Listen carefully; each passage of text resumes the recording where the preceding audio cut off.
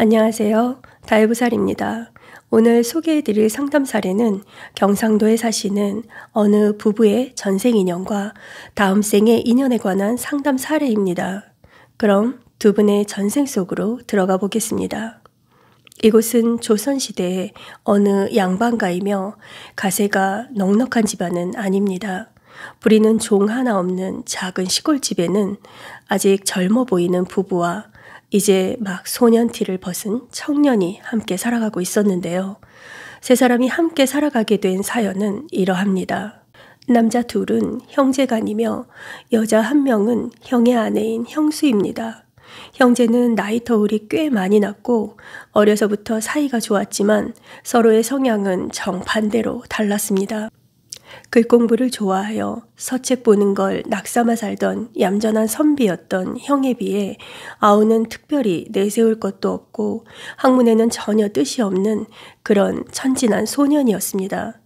그런 소년이 어느 날 다른 마을에 갔다가 어떤 여인을 보고는 첫눈에 반해버리게 됩니다. 그 후로 틈만 나면 그 여인이 사는 마을에 가서 먼 발치에서라도 한번 보려고 기웃거릴 때가 많았습니다.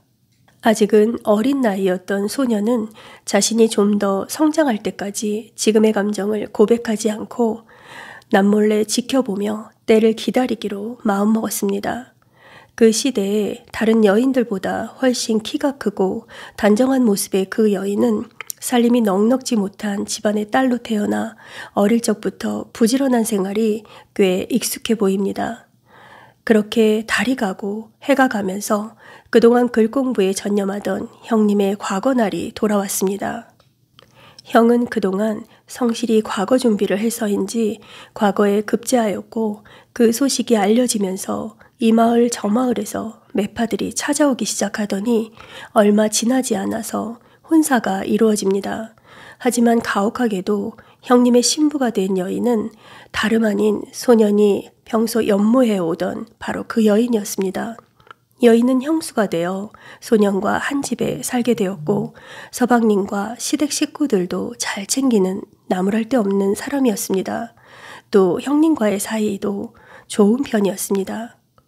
하지만 두 사람이 혼인한 후 몇 해가 지나가도 아기는 생기지 않았고 행복한 일만 남았을 것 같던 형님의 인생에 먹구름이 들이옵니다.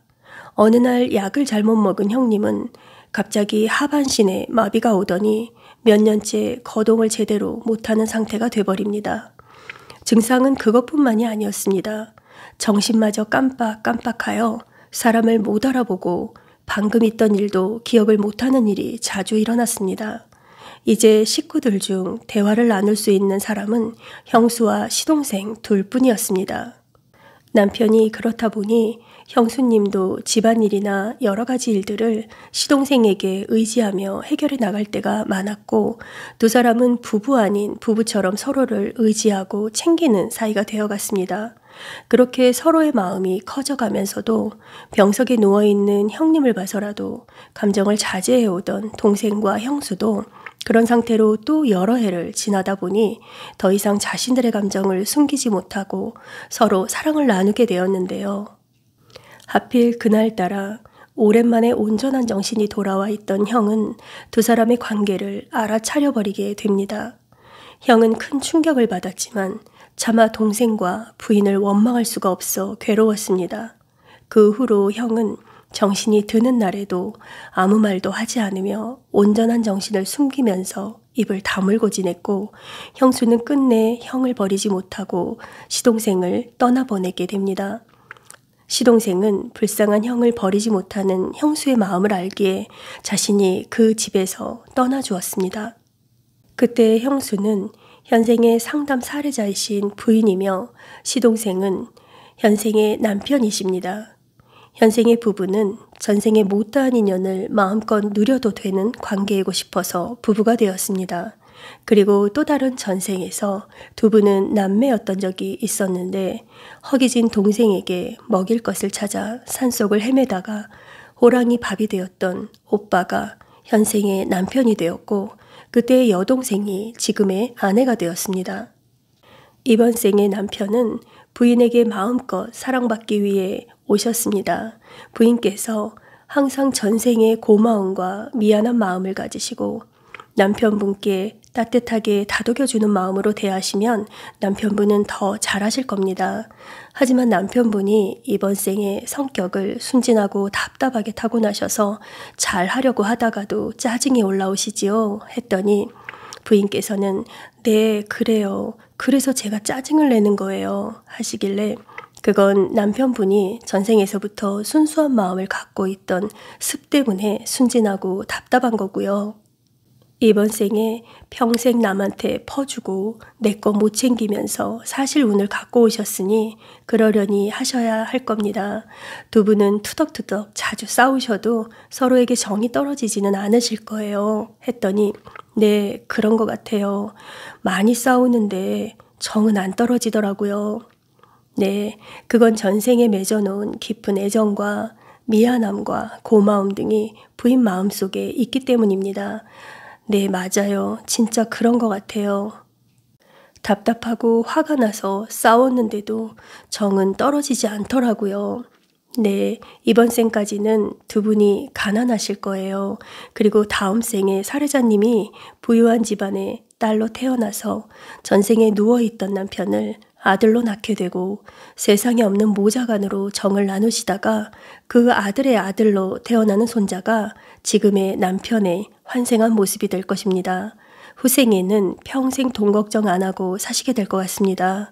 그리고 막대한 재산을 본인도 누리시지만 지금 남편의 환생인 손자에게도 물려주실 겁니다.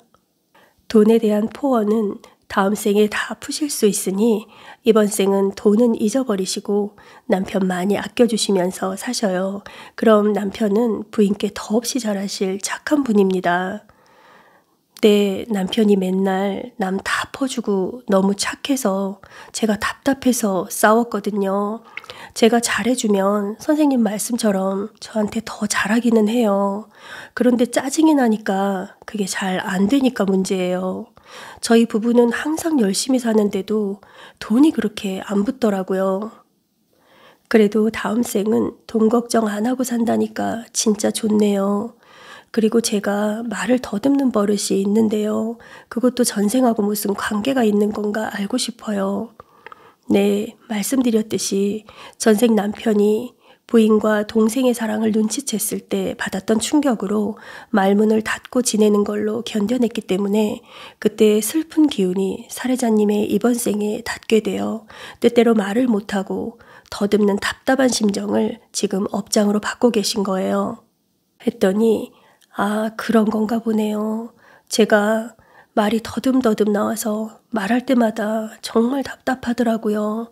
그런 이유 때문인 걸 이제 알겠어요. 하시면서 이번 생은 돈이 없어도 열심히 견디시고 그동안 답답하다고 짜증내고 싸웠지만 이제부터는 남편분을 감싸고 이해하면서 사시겠다고 하셨던 상담 사례였습니다. 다해보살이었습니다.